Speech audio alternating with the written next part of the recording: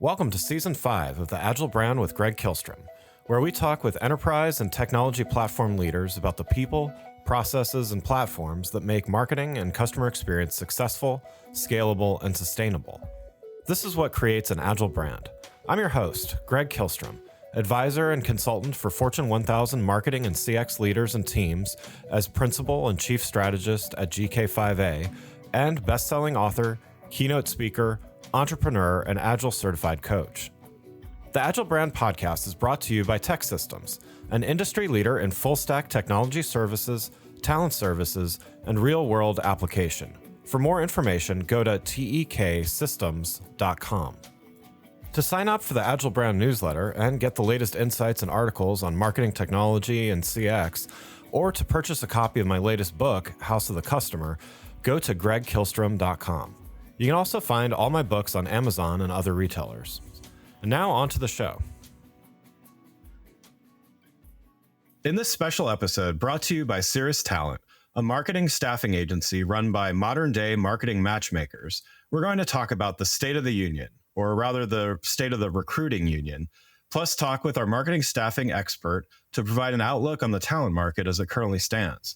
To help me discuss this topic, I'd like to welcome Sue Keith, Corporate Vice President at Ceres Talent. Sue, welcome to the show. Thanks, Greg. It's really nice to be back. Yeah, good to have you back here. Yeah, returning champion here. So for those that weren't able to catch your marketing hiring outlook last quarter on the show, why don't we start with you giving a little background on yourself as well as on Ceres Talent? Sure. So I lead Ceres Talent. We're a national recruiting firm in DC. We specialize exclusively in marketing, communications, and product positions. And that's because everyone on our team spent the majority of their careers in marketing before this interesting pivot into the recruiting world. So we like to say we speak the language, and it makes us pretty good at the matchmaking. Yeah, great.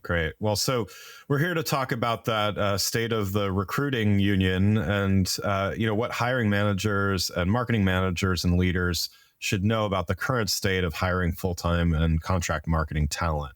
So let's start by getting your general assessment. What is the state of the recruiting union at this point in time? Sure. Yeah. I think we need to look at this from two sides of the marketplace. So we've got the employer side as well as the employee side. So starting with the employer, I think no one's going to be surprised to know that given the economy, hiring managers have been hesitant to pull the trigger on full-time hires, and or their leadership teams have been hesitant to pull the trigger on full-time hires, and they can't get new or even backfill headcount approved. And so what this means is that marketing leaders are being asked to do the same or more with less, which can be pretty challenging. What they are able to do is hire contractors, or typically they're able to do is hire contractors, because contractors come out of different budgets and headcount, typically at least, usually out of your discretionary program budget. So they have some flexibility there with at least bringing on resources. And typically finding a contractor tends to be quicker than hiring a full-time employee. It's what we call dating versus marriage. And for those who are hiring, basically there are going to be hundreds of applications for your job because so many people are out of a job. So you're going to need a lot of internal talent acquisition and recruiting resources to sort through and find those needles in a haystack. And we know they're in there because we too post jobs on LinkedIn, et cetera, and we have to plow through tons of resumes ourselves. And we do find them, they're the really qualified candidates, but it does take time. From the employee side, it is still really, really tough. The layoffs continue. I just read a Business Week article that said that something like 200,000 tech workers laid off in 2023 so far. So yeah, it's rough. So you're competing with hundreds of applicants for each position. And then and one of the things we did recently, we're actually quite proud of this. Back in March, we introduced something called Networking Wednesdays, where the second Tuesday of every month, we gather a group of typically director and above marketers who are in between business cards, as we like to say. And it just gives a safe space for people to talk, network, commiserate. And we've had some really good feedback. And just trying to help people give a place to kind of go, because looking for a job or being in between jobs can be really isolating and demoralizing. One thing to note for those who do have a job or still have a job, they're not moving. So a lot of folks are hesitant, even if they're somewhat unhappy in their roles, they're hesitant to move to a new company because there's a chance it might be less stable than where they are today. And as everyone knows, the FIFO rule, first in, first out, typically is what happens with layoffs. So you might say that the great resignation is now the great stay put. Yeah. Yeah. So there's a lot in there that you were saying, and there's certainly my consulting world. I'm seeing a lot of hesitation to, pull the trigger, so to speak, on new work and projects and hires and stuff too. And, a lot of the other, unemployment is low. And yet, to your point, there's been so many layoffs and there's a lot of different things going on. What are maybe the macro trends that you're seeing that are contributing to all this, all of these moving pieces here? Yeah, well, to your point, I've been saying I feel like it's opposite day. It's been opposite day for a couple of years now. Like things don't make sense. To your point, unemployment is super low, but all these people have been laid off. And I think that's kind of a tale of two cities in this country between what we'll call them corporate workers and hourly workers. And then you've got things like, inflation's out of control and interest rates are way up, but everyone's traveling and, flights are oversold and it just isn't making a lot of sense. And because of this, and also we've been being told by the pundits that we've been on the cliff of a recession for probably 18 months now. I think I just read a stat that said something like 100% of economists surveyed last year were 100% sure that we were going to be in a recession by now. Well, they were 100% wrong. So people are still in limbo, and you can appreciate that companies are hesitant to invest in hiring, to invest in consulting projects. All the things they would typically be doing right now. And even in some cases, kind of using market conditions as a guise, if you will, to cost cut, even if not necessary. And there was a lot of excess hiring that happened, back in the other opposite day when there was this wave of hiring about a year ago. There were a lot of excess hiring that did occur, and some of this is rationalization as well. The other thing that's a little more specific to the topic of talent and hiring is return to office. So this is a really tricky issue for companies and for employees to navigate. So you've got major disconnects. Forbes came out with an article recently that said something like 68% of Americans would prefer to be fully remote, but only 16% of companies are fully remote companies. And then you've got just the challenge of, okay, you've allowed some of your employees to move away, or move too far to make for a reasonable commute. But now you're telling those people who are within, however you define reasonable commute, they have to spend a couple days of their week coming in and, losing an hour or two of their day to commuting that others are not being asked to do. So it's just super tricky. And then there's another side of the coin. Well, there's two sides of the coin, I should say. So if you're currently out of a job, we're seeing more candidates be more open to hybrid, whereas they may have told us a year ago, nope, not doing it. I only want a remote only job. I think people are being more realistic and saying, okay, if this job looks really good and I need a job, I'm going to be more open to come in a couple of days a week. But then on the other side, for those who are still employed and whose companies are mandating return to office, they're now thinking about leaving and trying to see if they can find a remote only job. So it's a really interesting and I'd argue messy time right now.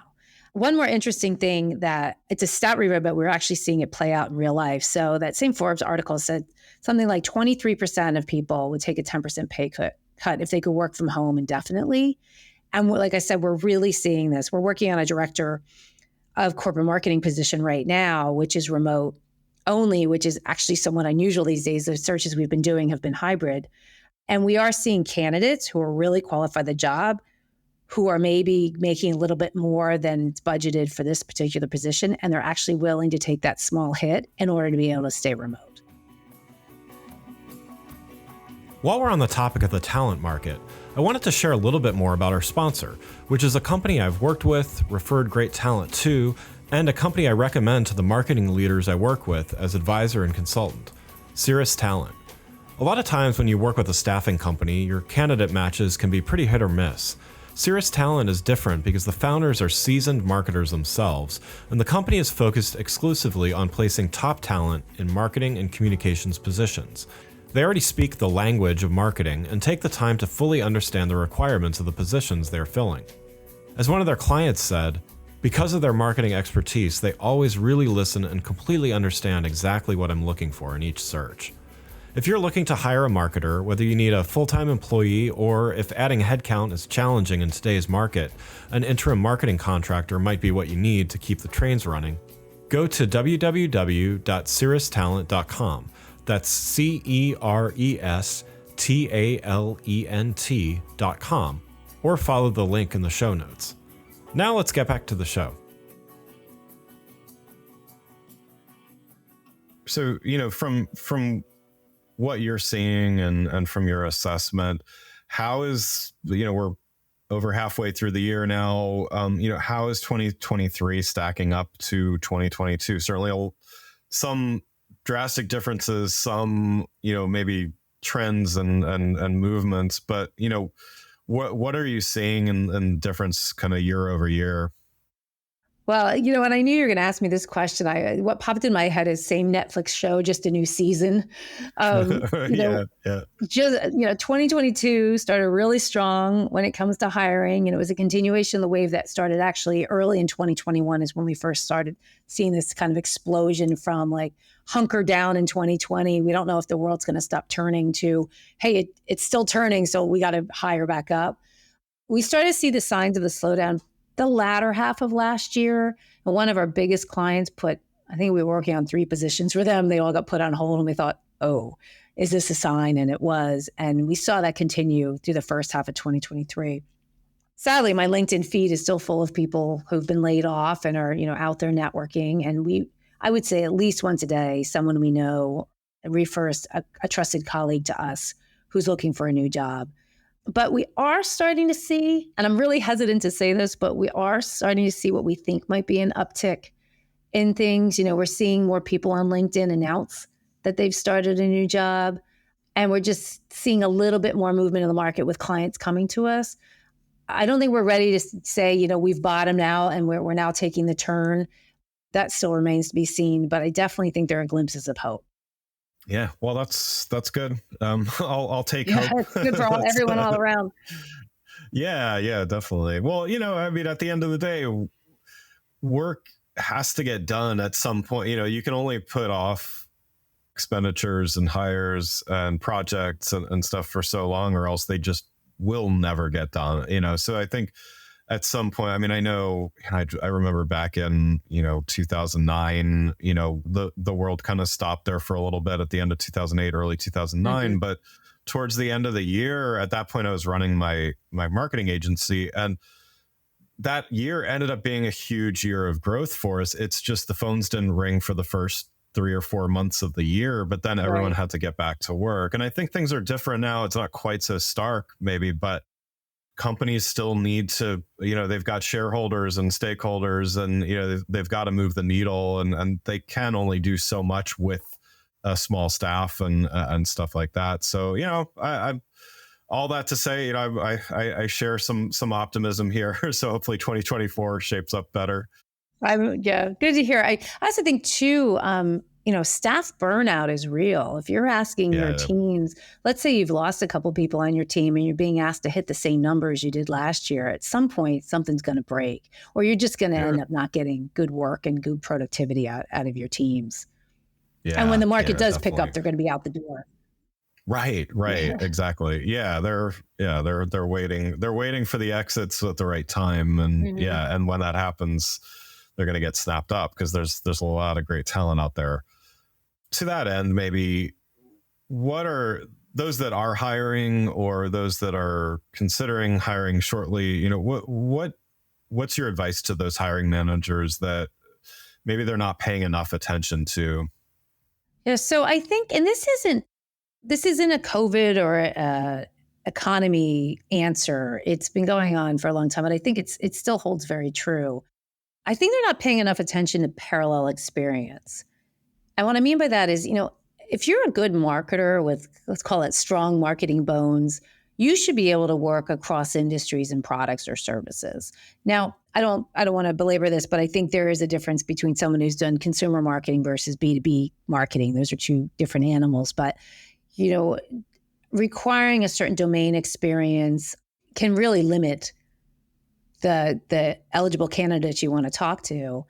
And sometimes, and I might even say often, a candidate has the experience you're looking for, but it's not explicitly written on their resume. Like those keywords aren't there.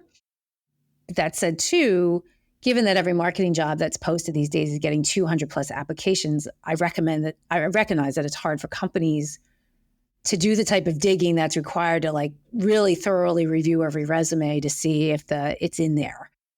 So, I mean, that's where we come in because, being all former marketers, we can read between the lines on resumes and tease out the relevant experience, even if the keywords aren't there. But it takes a lot of resources to go through those resumes and find those folks. If I may, I'd also like to turn this question around and mention something that we think hiring managers are paying too much attention to.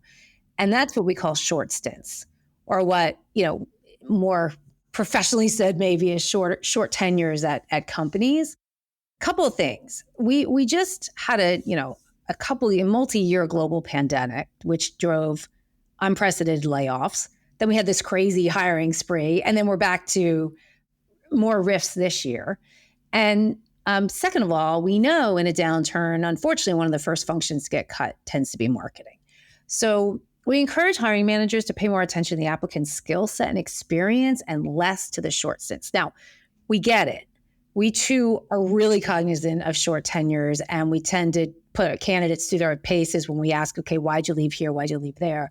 But if those short tenures have been mostly recent, like in the last few years, and you do see longer stints at companies prior to the pandemic, and of course the relevant experiences there, I would give that candidate a chance, give them a chance to give them an interview, and then, give them an opportunity to explain their recent job history. A lot of times the reasons they left were absolutely out of their control. And, if you say, hey, would you have references from each of those companies you left? If the answer is yes, then I think you can feel pretty confident that they may be a pretty good candidate. Yeah. Yeah, that makes a lot of sense. And to your point, there's a lot of reasons why these things happen. And I would give some people credit for leaving an opportunity that is just a bad fit because they're really focused on their career growth, and they can see early on that this position, why wait something out for 2 years or whatever the acceptable, resume length is, just so it looks good. But yet, as we all know, and everybody listening knows, a lot changes in the marketing world in 18 months, right? And so you could be missing out on huge opportunities for your career by just simply staying to check a box and say, okay, well, my resume looks slightly better now, and stuff like that. So, to your other point, if it seems like it's a systemic problem, so for lack of a better term, of like someone constantly hopping from place to place without a good reason, then that may be a sign of something else. But yeah, I think there's often some good reasons, and some of it is actually someone being diligent about career growth, right? Right. And there are, I lived through something like this where it just, it's just a bad environment. And you can stay and be, just kind of have it chip away at your psyche for a while and just really kind of do some damage, or you could take action and, kind of advocate for yourself and get out of that situation. Yeah. Yeah, absolutely. Yeah. And that's not something you're going to put on your resume either, but it's real, and it makes a big difference. Absolutely. I would say, though, if you are someone who has been in that situation where, not of your own control, your last couple of jobs have been relatively short, be ready, or I should say expect to be asked, and make sure your answers are solid.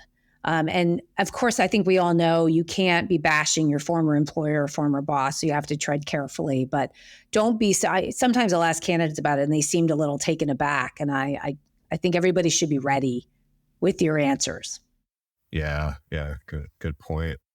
So before we wrap up here, let's switch gears a little. As we've done in the past, one of the benefits of bringing you and the Ceres Talent team onto the show is to benefit from that vantage point. And, we've talked a little bit about micro trends, macro trends as well. But, so let's talk a little bit about, outlooks ahead, and I'll dive in a little more into that. So, being past the first half of 2023, a lot of people, a lot of organizations are already working on their 2024 plan. So, we've kind of talked about how this year is shaping up, but what should marketing leaders be looking out for? Or, how should they be thinking about their end of year budgeting and planning for next year? Right. So we've talked about the glimmers of hope, that we're seeing things maybe turn around. But I think, at least through the rest of this year, I think, it's going to be challenging to get head count. And, and the employer's market, if you do have head count, the employer's market is going to continue for some time, which I hope not too many people take too much advantage of, knowing that, the employer has all the leverage, or the hiring company has all the leverage, but it is somewhat a reality right now. But that said, given how deep the cuts have been this year, we're actually optimistic that 2024 budgets may open up a bit. You touched on this a little while ago, that, there's been so many things put on hold, hiring, investment, that at some point it's got to loosen up. And we think that 2024, hopefully, I know most people will be doing their budgets at the tail end of this year. So hopefully that thinking will start, that we really have to start investing again to grow. And then this is kind of a random comment, and I can't believe I'm bringing up AI, but I'm bringing up AI. As a marketing leader, be prepared to be asked by your leadership, if you haven't already been, how they can use AI to cut costs or be more productive. So we whether replace headcount or cut costs in some other way. So that could be employees, or maybe outside resources if you use outside writers, content folks. So the answer may not be, yes, we're going to use AI tools to cut. It may be, hey, we've looked into this and this is what we can do with it, and this is what it can't do for us. But a lot of the CMOs we're talking to are already leveraging these tools to put out more content faster. And in some cases, they're rethinking their human content writing needs. Yeah. Yeah. I think this time next year, if we do this show again, I think we're going to have a different perspective on it. I mean, you bring up a great point, and, talking about AI feels obligatory on every podcast that I do these days, but it's not that it's not real. I think there's definitely overhype and in some ways and so on and so forth. But I think that we're going to look back on this year, and to your point, we're going to see that, yes, some hires were not hired and never hired because there were ways to improve, efficiency and automate some parts of role. I don't think entire roles in marketing are going to get replaced by AI, but I do think parts of roles are going to get replaced. And so I think it's so new, and we're in it right now. It's hard to kind of see the forest for the trees at the moment, exactly. But I do think we're going to be able to look back and see this was a year where things started to change. And, I like that your advice to leaders, because they've got to think about it. I mean, some companies have straight out come out and said that they're taking a different look at hiring and stuff because of AI. I think a lot more companies are going to start doing that. They may not make changes yet, but I think they're going to start doing that. So for those leaders out there, if you're looking for, leadership executive roles, you need to have at least a perspective on it, right? Agreed. Absolutely agree. And also, there's a lot of talk about putting guardrails up in terms of what you're using AI, because you may have a great prompt, but just because ChatGPT spit back an answer, it doesn't mean it's accurate. Right. And be careful too what you're putting into the engine, because it might be proprietary information that's now been made public. Yeah, there's a lot of developments in that area. I literally just read something yesterday about ChatGPT in some cases getting less accurate over time. And, I'm sure by the time this episode airs, even they'll have worked something out or whatever. But, it all to say, yeah, I mean, employers need those guardrails, they need guidelines, and there needs to be transparency on when people are using it, and by that token, acceptance when it's being used, as long as it's being used under the right, circumstances. Yeah, assuming that when we do this next year, we're not two avatars talking to each other. Right, right. Yeah, well, we'll just sample each other's voices and let That's ChatGPT right. do the podcast. I'll be in the Bahamas or whatever. But yeah, uh, so along those lines, we talked a little bit about from the employer perspective. What should marketing candidates be looking out for in the months and months ahead? I mentioned this one last time we spoke, but I think it's bears worth repeating. And this isn't current market, current economy, or pandemic related. It's something we've been seeing since we started doing this business, running this business about 10 years ago. We call job descriptions often or the kitchen sink. So, they've been kind of cut and pasted, if that's a verb, together from a variety of sources. And you end up with a job description that's really long. And it starts to repeat itself. And there's sometimes competing responsibilities. So maybe AI is going to fix this. But I think during the interview, just make sure to ask some really pointed questions about the priorities of the job, the skill sets or the experience that are most important to the hiring manager. If it's a new position, say, why now? Like, what pain was there enough so you were able to say, okay, it's time to hire for this position? And if it's a backfill, and let's say it's been open for a little while, you want to ask the same question, like what hasn't been getting done since this position hasn't been filled? And that'll give you a real sense of what the hiring manager's key priorities for the role is, which means that's what your first, X number of months are going to be focused on versus all the other stuff that was in the job description.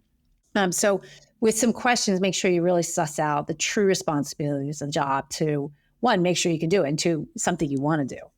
And then the other thing, and I mentioned this last episode as well, salary expectations. So salaries and titles went crazy in 2021. And there are a lot of people ended up making more money and higher titles, and maybe their experience may have warranted, and we'll call them more normal times. So if you're in between jobs, or even if you're not, but you're looking for a new job, be realistic. Understand that salaries are not going up. There's some pressure down on them. This is not a time to try to get a $30,000 raise. It's unlikely to happen. So make sure you know what your range is and really what your floor, your minimum base salary is. Be really thoughtful about that before you go into an interview. And as I mentioned earlier, if the job is fully remote, and that's really important to you, we're seeing people who are open to taking a bit of a cut because they're excited about the job and it allows them to continue to be remote. That said, you should always ask for what you think is fair for the job and commensurate with your experience, but just know that it's unlikely it's going to be a big bump. Yeah, makes sense.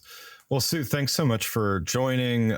You've given a lot of great advice here. If there was one parting thought here for marketing leaders in the process of hiring, what would you say for a piece of advice for them in the months ahead? I'd say be ready for a lot of resumes. Yeah. I say that somewhat facetiously, but really, your talent acquisition teams are likely, they probably are. I was going to be overwhelmed, but they likely are overwhelmed if the company is hiring. And like I said, it may be really difficult to find the gems that are in there, but they're buried in the pile because there's so many because of the volume of applications. And the person reviewing resumes may not have a marketing background, so they may not be really familiar with what they're looking for. And I know it seems like candidates should be really easy to find since there are so many people are on the market, but we are finding the opposite because there are so many resumes to sift through. So we've talked to a lot of marketers who are in between jobs who have had several jobs that they've seen and they've applied for that they said, and I think it's legit. They feel like I was truly a good fit for the job, at least according to that job description, but they never heard anything because their resume was overlooked because of the sheer volume of applications. So be ready for the onslaught. Got it. Yeah. Well, again, I'd like to thank Sue Keith, Corporate Vice President at Ceres Talent, a marketing staffing agency run by modern day marketing matchmakers, for joining the show. You can learn more about Sue and Ceres Talent by following the links in the show notes. Thanks again for listening to the Agile Brand with Greg Kihlstrom podcast, brought to you by Tech Systems. If you enjoyed the show, please take a minute to subscribe on your podcast channel of choice and leave us a rating so that others can find the show more easily. You can access more episodes of the show at www.gregkihlstrom.com. That's GregKihlstrom.com. strom.com. To get a copy of my latest book, House of the Customer, visit my website, or you can find it on Amazon or other retailers. The Agile brand is produced by Missing Link, a Latina-owned, strategy-driven, creatively fueled production co-op. From ideation to creation, they craft human connections through intelligent, engaging, and informative content. Until next time, stay agile.